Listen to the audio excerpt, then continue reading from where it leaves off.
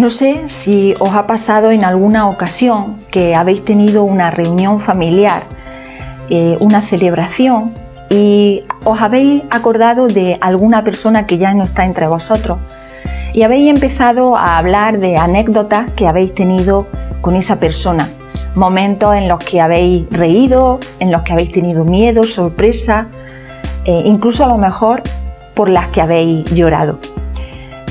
Se convierte en un momento de recuerdo especial y juntos se ríe o se llora por esos recuerdos.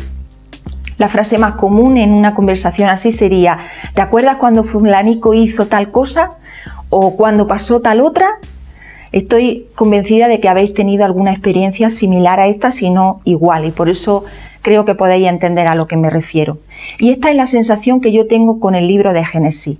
Es como si estuviese recordando historias pasadas que he vivido con ellos, como si estuviese en su vida, porque hay tanto acercamiento y nos podemos identificar tan fácilmente con la vida de estos hombres y mujeres que hemos estado viendo hasta ahora, que las sensaciones de familiaridad. Es especialmente significativo además saber que estas historias no solo están escritas para hacernos recordar lo que pasó y poder llorar o reír, sino que están escritas porque quieren enseñarnos algo importante de lo que podemos aprender en nuestra vida personal, en nuestra vida familiar, en nuestra vida de iglesia. Y eso me reconforta especialmente porque me ayuda a leer no solo la historia, sino que me implica reconocer la enseñanza que subyace. Hoy vamos a recordar el momento en el que Jacob, después de su experiencia en Betel, llega a la tierra de su parentela, en Harán, encuentra a su familia y comienza una nueva vida. Y así es como podríamos titular esta meditación: una nueva vida. Por ponernos en contexto, Jacob ha huido de la casa de su padre por temor a su hermano Esaú. Llega a un lugar que se llama Luz y en esa noche tiene un sueño muy especial en el que unas escaleras que van desde el suelo hasta el cielo caminan unos ángeles. Y en ese momento él tiene un encuentro personal con el Dios de su padre Isaac. Vimos la semana pasada que este encuentro cambia la relación de Jacob con Dios. Y ahora ya no solo es el Dios de su padre Isaac, sino que se convierte en su Dios. Al día siguiente vuelve a ponerse en camino porque el objetivo es llegar a la casa de sus parientes, el hermano de su madre, y encontrar una familia de su linaje. Y aquí es donde empieza la historia que hoy vamos a descubrir, el capítulo 29 de Génesis. A modo de resumen, Jacob llega a un pozo en el que se encuentra con diferentes pastores y sus rebaños. Ellos le hacen saber que la tierra donde está actualmente es Harán, su destino, y también que la pastora de la casa de su tío Labán va a llegar con su rebaño, es decir, Raquel, la hija pequeña de Labán. Cuando ésta llega, él le da de beber a sus ovejas, se saludan muy cariñosamente y ella, al saber que es de su familia, corre a casa de su padre para decirle quién es. Por lo tanto, Jacob es bienvenido en la familia y se queda durante un tiempo. En este caso nos dice el texto que un mes. Tiempo en el que está trabajando para su tío Labán. Después de este mes, el texto dice que Labán le preguntó a Jacob de qué manera podía recompensar el trabajo que él estaba haciendo. Así que Jacob aprovecha en este momento para pedirle la mano de su hija Raquel, por la que se compromete a trabajar 7 años para él, y llegado el momento después de estos 7 años, se celebra la boda. Pero Labán, nos dice el texto, que engaña a Jacob y la noche de boda, en vez de ofrecerle a su hija Raquel, le ofrece a su hija Lea, la mayor. Cuando llega la mañana y Jacob se da cuenta, le pide cuentas a su tío, y este lo soluciona rápidamente diciendo que no importa, que él está dispuesto también a ofrecerle a Raquel por otros 7 años más de servicio. Como Jacob ama a Raquel, acepta y también se casa con ella. En los últimos versículos del capítulo 29 vemos que Lea da a luz 4 hijos y por otro lado nos dice que Raquel era estéril. Vaya historión. Visto desde fuera parece una novela, bueno, más bien una telenovela. Amor, engaño, traición, pasión. Una telenovela en todo sentido, pero esta es la historia de sus vidas. En este momento de la vida de Jacob nos recuerda un momento similar de la vida de su padre. ¿Recordáis cómo fue encontrar a Rebeca para Isaac? Igualmente sucedió en un pozo en la tierra de Harán. Igualmente había una mujer y un rebaño. Igualmente la chica salió corriendo a casa de su padre para informar de la llegada del familiar. Igualmente se celebró una boda. Muchas similitudes, pero la manera en que suceden estas dos historias es completamente diferente. Y la diferencia se sitúa en un punto fundamental: la dependencia y la confianza de Dios. El siervo de Abraham, que fue a la tierra de su padre para encontrar una mujer para Isaac, no dudó en ningún momento en solicitar y pedir la guía y la presencia de Dios en la búsqueda de una mujer para el hijo de su Señor. Y este encuentro fue, y así sucedió. Y Eliezer oró fervientemente al llegar al pozo, al encontrarse con la familia de su Señor y al regresar a casa. Fijaros que dice en Génesis 24, el versículo 12, y dijo: «Oh Jehová, Dios de mi señor Abraham, dame, te ruego, el tener hoy buen encuentro y haz misericordia con mi señor Abraham». Esa oración la hizo justo antes de encontrar a Rebeca. Unos versículos después dice: «El hombre entonces se inclinó y adoró a Jehová».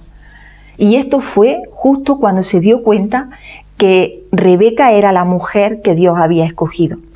Pero más adelante, cuando ya estaba en casa de Labán y su padre, dice el siervo, y dijo: «Bendito sea Jehová, Dios de mi amo Abraham, que no apartó de mi amo su misericordia y su verdad, guiándome Jehová en el camino a casa de los hermanos de mi amo». Y por último, en el versículo 52, cuando el criado de Abraham oyó sus palabras, se inclinó en tierra ante Jehová. Hay una actitud de oración, de búsqueda de la voluntad de Dios por parte de este hombre en la búsqueda de Rebeca. Sin embargo, en ningún momento nos dice en el capítulo 29 que Jacob hiciera algo parecido y que pidiera a Dios o que intercediera por una mujer, ni que confiara plenamente en la soberanía de Dios para ello. Por tanto, las circunstancias se desarrollan de una manera completamente diferente. No hay ningún versículo en este capítulo 29 que sugiera que Jacob intercediera ante Dios por las circunstancias. No lo hizo cuando llegó al pozo, no lo hizo cuando conoció a Raquel, no lo hizo cuando llegó a casa de su tío, no lo hizo cuando Labán le ofreció el pago de su trabajo, no lo hizo antes de casarse, no lo hizo cuando fue engañado por Labán, no lo hizo para decidir qué hacer tras el engaño. Y esto a mí personalmente me generaba una pregunta.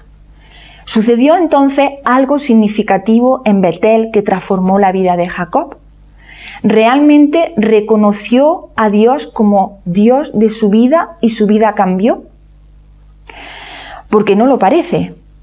Es cierto que Jacob había tenido un encuentro personal con Dios en Betel y que le había llevado a reconocerlo como su propio Dios, pues había entendido que Dios estaba con él, que las promesas hechas a su padre y a su abuelo, ahora Dios se las hacía a él y a su descendencia, y eso le había llevado a entender la majestad y la soberanía de Dios en su vida. Sin embargo, Jacob debía aprender a confiar en el tiempo perfecto de Dios. Debía someterse a Él, descansar en sus promesas, obedecerle, dejarse moldear por Él. Jacob había conocido a Dios, pero le faltaba que se convirtiera en Señor de su vida. Voy a repetir esto. Jacob había conocido a Dios, pero le faltaba que se convirtiese en Señor de su vida. Piensa en ti, en el momento en el que te diste cuenta que necesitabas a Dios en tu vida, que no podías seguir sin Él. Ese instante en el que Dios se acercó a ti, te mostró la maldad de tu corazón, tu necesidad de su perdón, y cuando decidiste que querías a Dios en tu vida y lo aceptaste como Dios de tu vida. Estoy convencida de que experimentaste una alegría indescriptible y la decisión de ese momento fue servirle todos los días de tu vida. Esa fue mi experiencia y seguramente que la tuya. Pero al día siguiente seguía siendo la misma persona, con el mismo carácter, los mismos defectos, las mismas malas costumbres, la misma indisciplina, la misma tozudez, la misma vanidad, la misma avaricia, la misma falta de dominio, la misma imprudencia, la misma sensación de tener los mismos deseos carnales, las mismas tentaciones, todo prácticamente igual. Pero eso invalidaba el acto de salvación en tu vida, la decisión de aceptar a Dios. Rotundamente no. Simplemente que ahora empezaba el camino en el que Dios debía convertirse en tu Señor, en mi Señor, en el Señor de tu vida, en el Señor de mi vida. Y eso requería ir moldeando cada área de la vida, cambiando las cosas antiguas por las nuevas. En el proceso seguimos pecando, seguimos equivocándonos, seguimos cosechando las consecuencias de las decisiones erróneas, pero Dios sigue estando a nuestro lado y sigue dándonos oportunidades y acompañándonos amorosamente.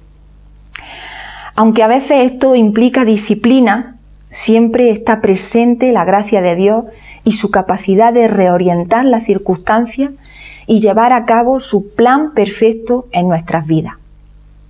Estamos hablando del proceso de la santificación. Creo que ya lo habríais pensado. Fijaros lo que dice Romanos 12, del 1 al 3. Así que, hermanos, os ruego por la misericordia de Dios que presentéis vuestros cuerpos en sacrificio vivo, santo, agradable a Dios, que es vuestro culto racional. No os conforméis a este siglo, sino transformaos por medio de la renovación de vuestro entendimiento, para que comprobéis cuál sea la buena voluntad de Dios, agradable y perfecta. Primera de Tesalonicenses 4, el versículo 3 nos dice: pues la voluntad de Dios es vuestra santificación. Este es el proceso en el que Jacob acababa de entrar. Aunque se había criado en un hogar en el que reinaba el Señor, él no había tenido un encuentro personal con Dios, con ese Dios de sus padres, hasta que llegó a Betel. Conocía las historias de sus padres y cómo Dios había intervenido en ellas, pero estas historias realmente no le afectaban directamente, ni tocaban su corazón. Pero ahora, tras el encuentro con Dios en Betel, él había empezado su propia historia con Dios, que se convertiría en su Señor. Un proceso que, al igual que nosotros, le llevaría toda la vida, empezando aquí. En estos 35 versículos de este capítulo 29 de Génesis hay detalles curiosos relacionados con la época, con las costumbres y la cultura, con la geografía. Detalles como la piedra que había en la boca del pozo, la hija menor como pastora, la compensación económica del novio a la familia de la novia, la duración de la celebración de la boda, los derechos de maritaje de la hija mayor. Son detalles que enriquecen la narración de las circunstancias y nos ofrecen información que nos ayudan a entender mejor la vida del momento y las implicaciones reales en la vida de las personas. Pero los detalles en los que hoy me voy a centrar son detalles atemporales, de los que podemos extraer enseñanzas relevantes para nosotros. Y me gustaría señalar dos de estos detalles que, por otro lado, definieron el curso de los acontecimientos, y lo vamos a ver. Estos dos puntos son el deseo de Jacob y el engaño de Labán. El deseo de Jacob. Sabemos que Jacob llegó a Harán con el objetivo de encontrar una mujer del linaje de sus padres. De las dos hijas de Labán, Jacob escogió a la pequeña, según el deseo de sus ojos, Fijaros lo que dice el versículo 17. Y los ojos de Lea eran delicados, pero Raquel era de lindo semblante y de hermoso parecer. Y Jacob amó a Raquel. Ella era la más hermosa, aunque no era difícil de entender que la que debía casarse primero era la mayor, Lea, y Jacob debía de saberlo, porque aunque no era de esa tierra, las ventajas de los primogénitos era bien sabido en todo el mundo. Quizás Jacob pensó que él ya estaba por encima de esta costumbre. De hecho, ya la había pisoteado en casa de sus padres, arrebatándole la bendición y la primogenitura a su hermano Esaú. Las viejas costumbres arraigadas en el corazón tardan en desaparecer. A lo mejor incluso pensó que la entrega que iba a hacer por ella, valía más que esa antigua costumbre y que su tío le daría el beneplácito. Pero no fue así. Sabemos que Labán le entregó a Lea y que una vez realizada la boda y consumado el matrimonio ya no había marcha atrás. Yo no puedo ni imaginar lo que Jacob experimentó aquella mañana cuando abrió los ojos y vio que la mujer que estaba en su cama era Lea y no Raquel. Debió de darle un vuelco el corazón y debieron de faltarle pies para ir a buscar a su suegro Labán. Debió de ser una escena dramática. Lea por un lado, escuchando a Jacob decir que no era la mujer deseada, Raquel por otro, viendo que le habían arrebatado su boda y que no podía hacer nada, Jacob lleno de furia y desesperación, y Labán esperando que su yerno no le agradeciera y maquinando cómo solucionarlo. Seguro que había muchas más personas alrededor, pero estas son las más relevantes que aparecen en el texto. Lo que os digo, de telenovela. Pero llegados a este momento, ¿cuál debía ser la respuesta de Jacob? Si hubiera tenido un momento a solas con Dios y hubiese pedido su consejo y su dirección, hubiese determinado que estaba claro que la monogamia debía haber sido la que reinara en su corazón, en su hogar, una sola esposa. Aunque en la tierra de Canaán era una práctica común que hubiese más de una mujer, en el linaje de su padre nunca había sucedido esto. El diseño de Dios era la monogamia. Su hermano Esaú ya lo había incumplido y ahora el deseo del corazón de Jacob también la incumple y salta por encima del designio divino para el hombre. Él deseaba a Raquel por encima de todo y no cesó hasta que se casó con ella. De hecho, Jacob amó a Raquel más que a Lea, tanto que la menospreciaba. Fijaros lo que dice el versículo 18. Y Jacob amó a Raquel, ya lo hemos visto antes. Pero luego el versículo 31 nos dice, y se llegó también a Raquel, y la amó también más que a Lea. Aunque este capítulo no nos habla de las consecuencias de esta decisión, solo podemos intuir el sufrimiento de Lea por el significado de los nombres de sus primeros 4 hijos. Sabemos que fueron consecuencias catastróficas para Jacob, para estas 2 mujeres que además eran hermanos y para sus hijos. La historia de Jacob de nuevo nos vuelve a recordar que las consecuencias de nuestras decisiones fuera de la voluntad de Dios van a ser dolorosas para nuestra vida. Que los deseos de nuestro corazón no son los que deben guiar nuestro comportamiento. Hemos insistido mucho en ello. Por difíciles o indeseables que parezcan las circunstancias, Dios sigue estando en control y sigue esperando nuestra confianza absoluta en su soberanía. Con seguridad nosotros no vamos a vivir una situación como la de Jacob, pero sí que vamos a tener circunstancias en la vida que nos lleven a la misma disyuntiva, lo que debemos de hacer en la voluntad de Dios y lo que deseamos según nuestros deseos. La decisión nunca será fácil, lo más probable es que sea inicialmente dolorosa, pero finalmente someter los deseos a la voluntad de Dios genera gozo. Filipenses 4, a partir del versículo 4 nos lo recuerda. Regocijaos en el Señor siempre. Otra vez digo, regocijaos. vuestra gentileza sea conocida de todos los hombres, el Señor está cerca. Por nada estéis afanosos, sino sean conocidas vuestras peticiones delante de Dios en toda oración y ruego, con acción de gracias. Y la paz de Dios, que sobrepasa todo entendimiento, guardará vuestros corazones y vuestros pensamientos en Cristo Jesús. El engaño de Labán, el segundo punto. Ya sabemos en qué consiste el engaño de Labán, lo hemos visto. Aunque Jacob había servido 7 años para conseguir a Raquel como esposa, la noche de la boda, Labán envía a Lea. El gran engañador, Jacob, es engañado. Parece que era una práctica familiar. No sabemos de dónde procede, pero Labán era un engañador. Rebeca, su hermana, utiliza las mismas astucias engañadoras con su marido. Jacob engaña a su hermano y a su padre. Incluso más tarde, en la historia de los hijos de Jacob, vemos el mismo patrón engañador entre los hermanos y el padre. Es un ciclo, un mal hábito que se transmite de padres a hijos. Y es una enseñanza muy relevante para los padres. ¿Qué hábitos, comportamiento o carácter estás forjando y transmitiendo a tus hijos? Puedes dejar huella para bien o para mal. La práctica del engaño es un mal que pudre todo lo que toca. Pero lo verdaderamente letal es el caldo que lo genera. Podríamos decir que el engaño es el medio para conseguir un fin. En el caso de Labán, conseguir que su yerno se quedara con él y sacarle el mayor provecho. Es decir, en última instancia, la búsqueda de su propio bien.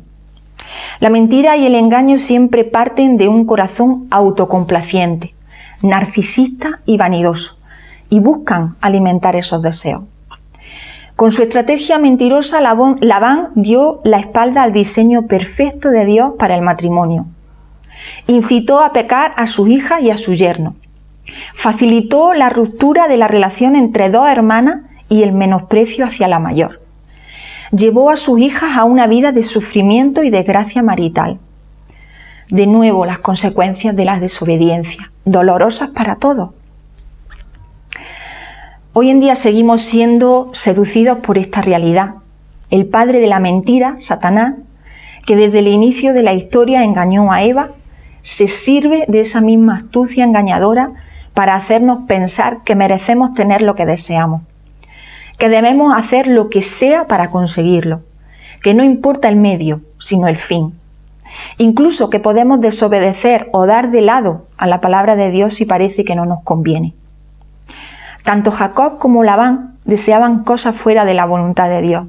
Siguieron sus propios deseos, con todos los medios amorales posibles, pero tuvieron que sufrir grandemente durante toda su vida las consecuencias de esas decisiones. Engañoso es el corazón más que todas las cosas y perverso, dice Jeremías 17:9. Engañoso es el corazón.